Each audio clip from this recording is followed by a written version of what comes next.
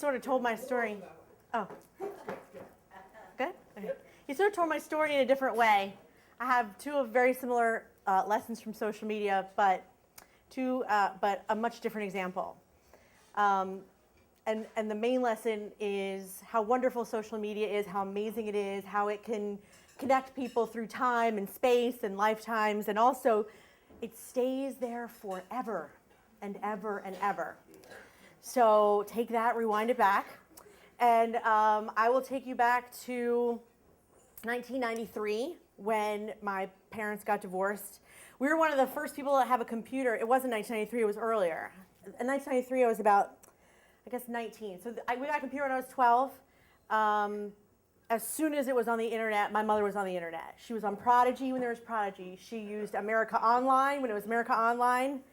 If any of you remember what that is, hopefully. And she was really into the chat rooms. She's a little bit introverted, but she's a great personality, very bubbly and dramatic, but it came out better through writing. And I think she had this way of connecting with people on the internet that she couldn't or didn't necessarily do in person. I get this from my dad, this whole not shy thing, get that from him.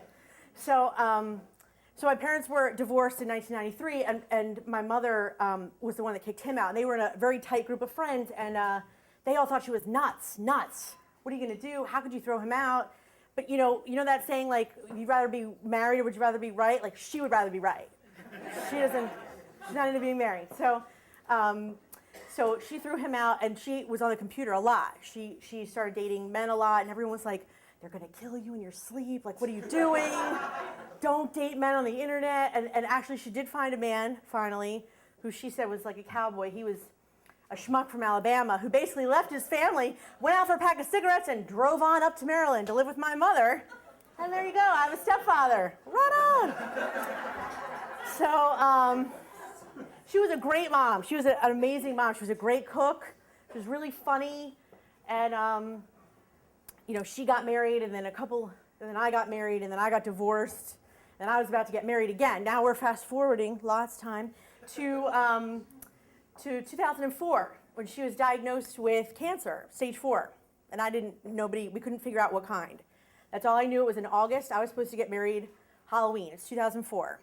And so she needed to start chemo, so I had to move my wedding up so she could start chemo and not look like in her, so she could look normal, she says. So I moved my wedding up, she started chemo, and she passed away 8 months later.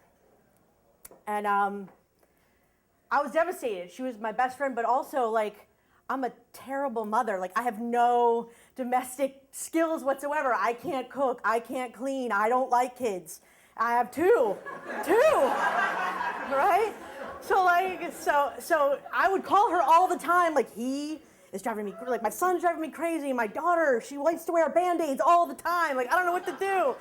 And now I had nobody. I was all alone, nobody. And I was really lonely for her. And for about, I took the money, a little bit of money that she left me, bought a computer, quit my job, and I was like, she was 54 when she died. She was young. So I felt like, this life is so short. I'm just going to take the money and I'm just going to work from home and start my career, and I became a designer and then later a social media consultant. And what do social media consultants do? I mean, we Google a lot.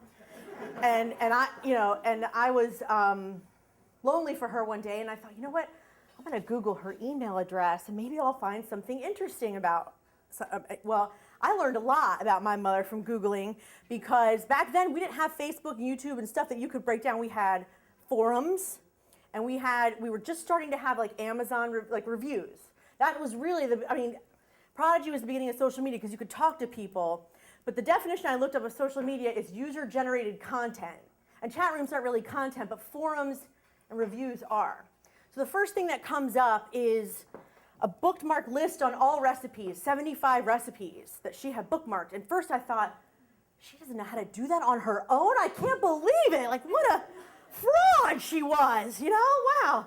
But then I was like so grateful, because I could cook all these things that she had bookmarked and even reviewed. Like, this is a great recipe. My kids love it. And I was like, wasn't that great? But, you know, but I got to see, like, she was like, basically like telling me, like, this is a good recipe. This is great for the holidays. You should eat here. You should eat there. She was like mothering everyone all across the country.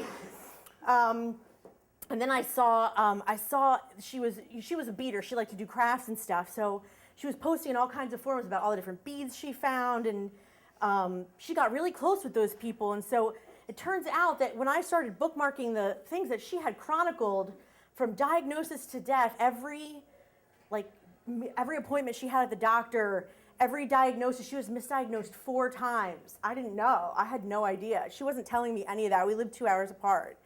So I saw that she was, you know, at one point she was diagnosed with colon cancer, but refused to publicly support it because she was so offended that the ribbon is brown. And she was like, even plaid would be better. How dare they?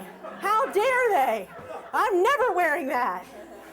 And I got to see that every time we would come to visit, she would tell her friends and use all these emoticons. Like, I took for granted, you know, when you have a parent, you go see them, they're just like, yeah, sure, come. They don't tell you that they're like, oh, my kids are coming, you know? But she would tell them, and I got to read it, and then she told the whole story of how she named me, and it turns out that she had this big argument because my father wanted to name me Blanche. And like, and she was like, I'll never name my kid Blanche, you know, which is so ridiculous. Who names their kid Blanche? Like, there's no Blanches anymore. And I got to see that she used to sign every signature, you know, Emily and Nathan's grandmother, which are my kids, and it meant so much to her.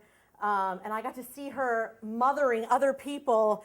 She told them what doctors to see, what medications to take. She told them what to eat, what not to eat, what helped her, and she would even like talk about business advice. If you can't make that decision, how can you even run a business? That kind of stuff. So it was just a grab from her. I felt like she was talking to me. And so the lessons are, again, how wonderful social media is that you can connect with someone, but also it stays forever. That was 8 years ago, and you can still Google her and see all of it. And that's it. Thank you.